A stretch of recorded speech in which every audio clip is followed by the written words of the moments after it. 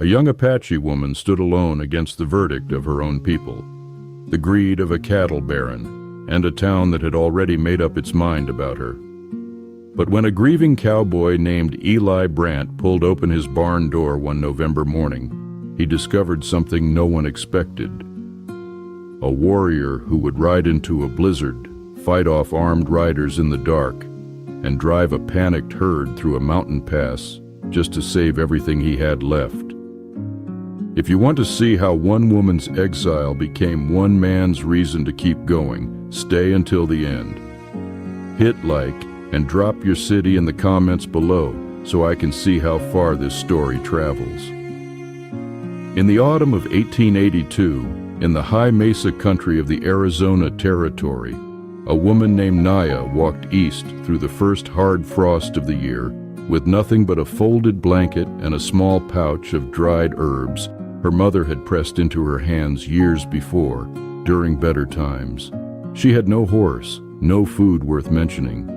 What she carried instead was a kind of grief that had settled into her joints and made her walk differently than she used to. Shorter steps, eyes down more than they should be. 3 weeks before, the elders of her Chiricahua band had cast her out. The decision came after the raid. Her husband Chano had ridden to warn the neighboring camp about a column of Arizona Rangers moving north, and the Rangers had followed his trail there, and men had died. Because Naya was the one who had first spotted the riders and sent Chano to warn the camp, some among the council decided she had brought the danger to them, whether she meant to or not. She had not meant to. But grief does not wait to sort out who deserves what, and exile does not come with an appeal. She walked east on very little, reading the land the way her grandmother had taught her. She knew which side of a juniper grew its bark thickest in dry country, and how to find springs by the color of the grass above them. She ate prickly pear and seeds knocked from dry stalks. Even cast out, she moved through this country like someone who had a right to it. But 3 weeks is a long time. And by the second night she was colder than she had been since childhood. She found the barn by smell before she saw it. Hay and horses and warm animal breath. She stood at the tree line and watched the homestead for a good while. A low stone house with a leaning fence and a creek that ran strong and clear down off the mesa. A place that had been worked hard by a single pair of hands for a long time. She waited until the lamp in the house went out. Then she crossed the yard. Eli Brandt had been waking before sunrise for 2 years since Clara died. Not for any good reason. His body had decided sleep was optional, and he had not argued it back. He still made 2 cups of coffee by habit, and set the second one on Clara's side of the table, and it still went cold every morning before he thought to pick it up. He pulled on his boots and went to the barn. Clara had always checked the animals first thing. He had taken the habit over without deciding to. He pulled the barn door open and stopped. She was in the corner between the bay mare and the wall, sitting with her back straight and her eyes already open. She had heard him cross the yard. The blanket was around her shoulders and a bone-handled knife rested in her hand. Not raised, just held. Not a threat. A fact. Eli stood in the doorway for a moment. He was a man who moved slowly by nature. Slow to speak, slower to assume. He had seen enough of this territory to know that a frightened person with a knife was a different situation entirely from a dangerous one. He said, "Morning." Because it was, and because it was the most honest thing he could think of. She said nothing. She watched him the way a hawk watches something it has not yet made a decision about. He went back to the house. He came back 10 minutes later with a tin cup of coffee and 2 cold biscuits. He set them on the ground inside the barn door, far enough away that she would not feel cornered. And then he went about feeding the horses and checking the water trough. He did not look in her direction. When he came back at midday, the plate was clean. That was how it started. She stayed in the barn the first 3 days. She came to the house for water. She watched him from a distance with that same measuring look. Eli left food. He left a wool blanket folded on the porch rail. He did not send for the sheriff, and he did not ask questions. And on the 4th day, she came to the kitchen doorway in the early morning and said her name, Naya. She said it once, looking straight at him. He told her his, simple as a fence post. She said it back quietly, testing it. She had some English, enough. Her husband had spoken it, and she had learned the sounds, even when the grammar escaped her. Over the following days, they traded words back and forth across the kitchen table. She learned what he called things. He learned what she called them, stumbling over the sounds badly enough that she would sometimes hold up one hand and correct him, not unkindly. Something softened in her face when he tried. He noticed. He told her that her name meant something in Chiricahua. She explained. The hollow sound a stone makes dropping into still water. He tried to say the original word twice and failed both times. And on the 3rd attempt she said, Naya, easy, flat and dry. He smiled. He had not done that in a while. By the 2nd week she had moved from the barn to the spare room off the kitchen. A hard rain came in off the dragoons and the barn roof did not hold. She appeared in the kitchen doorway at midnight, soaked, carrying her blanket, and he was already awake because the rain had woken him too, and the spare room door was already open.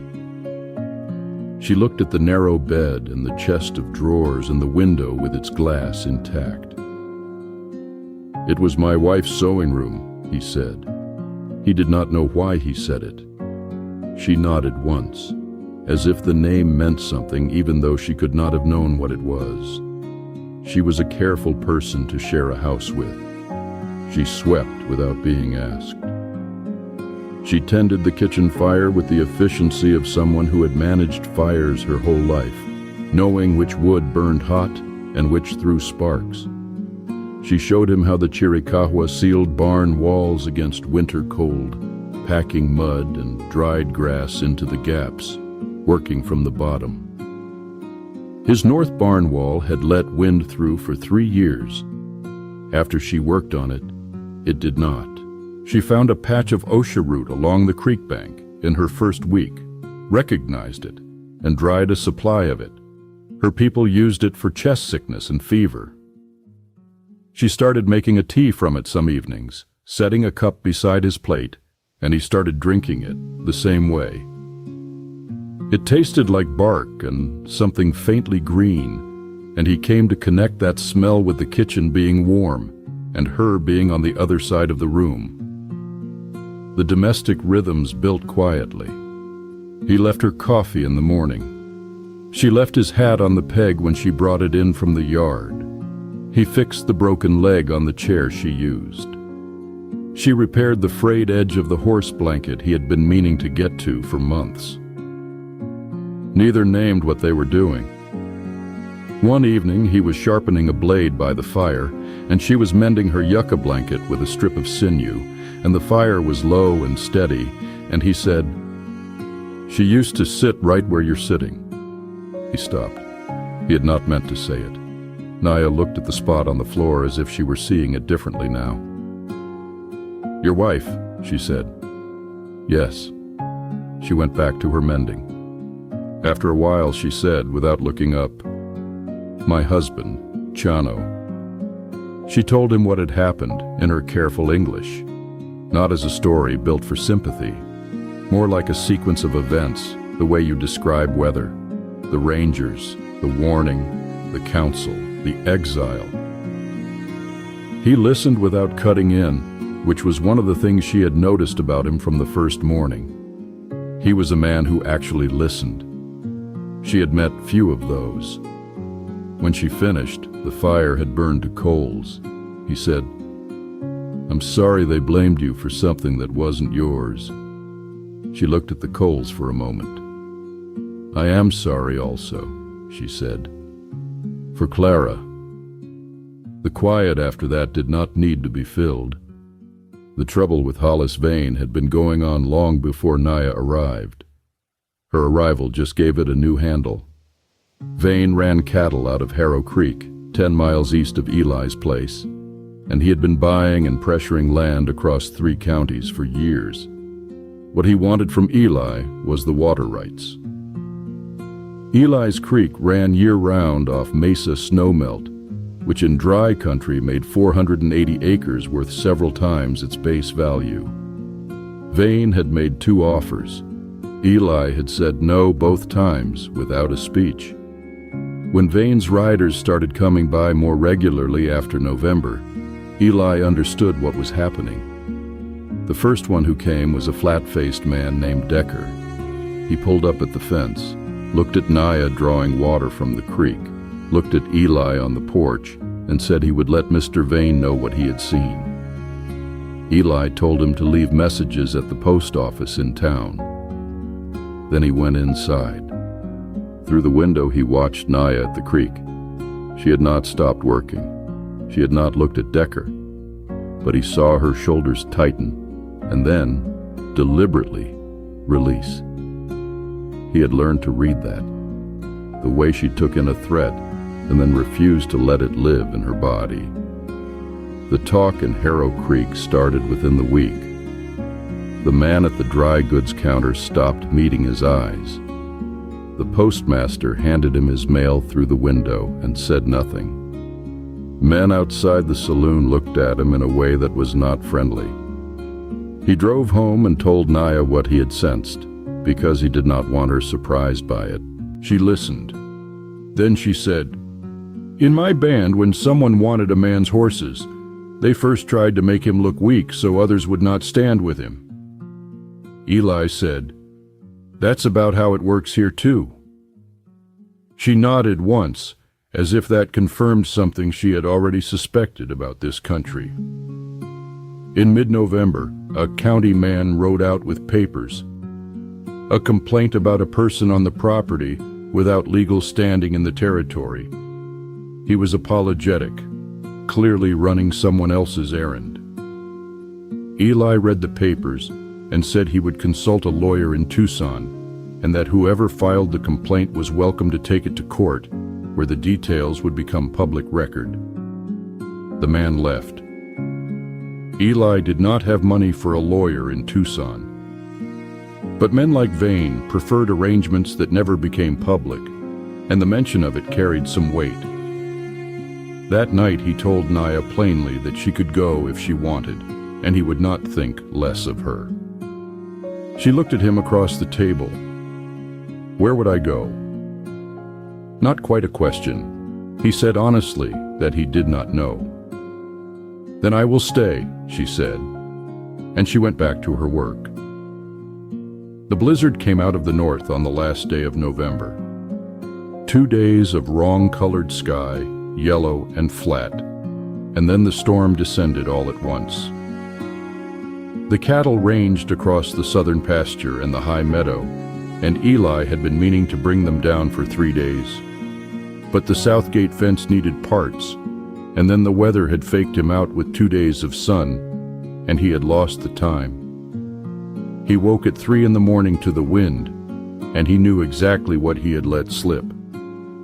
He was dressed and had his coat half on when he heard Naya in the kitchen.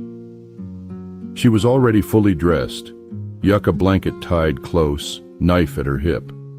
She was checking the cinch on her saddle, which she had brought in from the barn earlier that evening. He had not asked her to. She had read the sky herself. "The high meadow," she said. "Yeah. I know that pass, above the Red Canyon. I crossed it when I walked in." He looked at her. She was 23 years old, and maybe 120 pounds, and the shutters were already banging against the house. "There may be riders out there tonight," he said. Vane's men, using the storm for cover. She looked at him with that steady look. I know, she said. That is why we should go now. They rode into the storm together. The world closed down to 30 yards of visibility and a wind that drove sleet against any skin left uncovered. He could hear the cattle before he could see them, a low, uncertain sound from animals that knew something was wrong. She took the upper path without a word. He took the creek trail. They had not discussed the split. She had simply gone that way, and he understood she meant to circle wide and come at the herd from upwind. He found one of Vane's riders at the meadow's edge cutting wire. Eli came up behind him and said, "Leave it." The man's hand went for his pistol. Eli caught his wrist and said, "That would be a terrible mistake tonight." The man looked at him in the dark and left. Then from high on the trail above the meadow came a sound that stopped Eli cold. Her voice. Clear through the storm, nothing frightened in it. A sound he could not name exactly, somewhere between command and ceremony. A driving call that the cattle heard. He could hear the herd beginning to move in response. He got back on his horse and rode hard. What he came through the trees to find was Naya at a full gallop in the white dark, driving 40 head down off the high meadow toward the pass. The bay mare was moving sure-footed on ground that looked impossible. Two of Vane's riders were trying to cut the herd off, and she rode between them and the lead cattle without slowing. One rider reached for her bridle, and the mare kicked him sideways. She was not running. She was working. Her voice carried above the wind the whole time, steady and driving, and the cattle followed it. Eli came in from the east and the herd funneled into the pass. She had been right about the footing. She knew every turn. They got all 40 head through. They brought the cattle down to the lower pasture at dawn. Fence sound, all animals counted. 3 of Vane's riders had turned back in the night. One had left his horse, which was a good horse and became Eli's by any frontier accounting that made sense. He found out about the cut on her arm only when they were back in the barn and he saw the dark stain on her sleeve. He brought her inside and cleaned it, and she sat still and let him, looking at the kitchen wall. Her hands were steady throughout. He'd been in enough fights to know what it meant when someone's hands stayed steady afterward. It meant they had been in more than a few fights themselves. He tied the last strip of cloth around her arm. "Naya," he said. "I know," she said, still looking at the wall. "I don't just mean thank you for the cattle." She looked at him then. They were close in the small kitchen, the storm still working itself out overhead, politely now. The kind of storm reminding you it is still there without trying to take anything else. "I don't know what this winter looks like without you in it," he said. She held his look for a moment. Then she said, "Better firewood." He laughed. He had not laughed like that in 2 years. The sound surprised both of them. The story got out the way stories always get out in small towns, in pieces, each round a little larger. By the time it had gone around Harrow Creek a few times, a version existed where Naya had fought 6 men and driven the herd through a flooded canyon. Eli did not correct it. Decker rode out a week later, alone, which meant something. He sat his horse at the fence and looked at the pasture, then at the house where Naya was on the porch. He looked at her for a moment. Then he touched his hat brim and rode away. He did not come back. Vane did not send anyone else that winter. A rancher named Geary, who had resisted Vane's buying for years, stopped Eli on the street in December and shook his hand. He said he had heard what the woman did. Eli said it was true. Geary nodded and said, Then you've got a good ranch." Eli said he reckoned so. Some people in Harrow Creek would never look at Naya without deciding something ugly first. But the weather of opinion had shifted enough that Vane had no good place to apply pressure, and without the town behind him, his schemes had nothing to lean on. In January, Eli rode to the edge of the territory where a Chiricahua band had wintered. He spoke to a trader who sometimes carried messages between worlds and sent word that a woman named Naya, exiled after the raid, had proven herself in the blizzard on the high pass, and that if any among her people wished to hear that witness, she was at Brandt Creek. He did not tell Naya. He was not sure anything would come of it. 3 weeks later, an older man and a younger woman arrived at dawn and tied their horses to the fence post and sat in front of the barn to wait. Naya came out, saw them, and stood very still. Eli watched from the window. The conversation was long. At one point, the older man spoke for several minutes, and Naya listened without looking at the ground. She looked straight at him.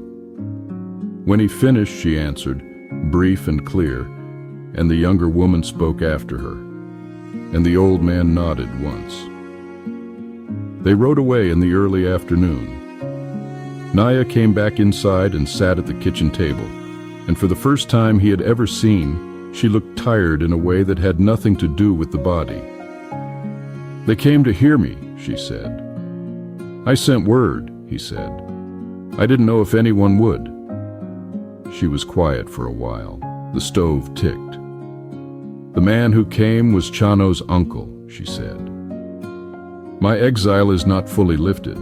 There are those on the council who will not change what they decided. But he says that what was taken from me unjustly should be spoken of differently now." "That's something," Eli said. "It is," she said. "It is something." He poured 2 cups of coffee and set hers in front of her and sat across the table. The winter morning laid itself thin and white across the floor between them. He had been going over what he wanted to say for weeks, out on the fence line in the cold, deciding and undeciding about the right moment. He looked at his coffee cup. "I know this place isn't what you were born to," he said. "And I know I'm not Chano, and I don't expect to be. And I know your life and your people don't depend on me." She was watching him with that hawk look. "I'm not asking because of the blizzard," he said, "or the firewood." He stopped. Then, "I'm asking because when I walk out to the barn before sunrise, I notice whether the light is on in your room. Every morning. And on the mornings it is, something in me settles." She was quiet. The stove ticked.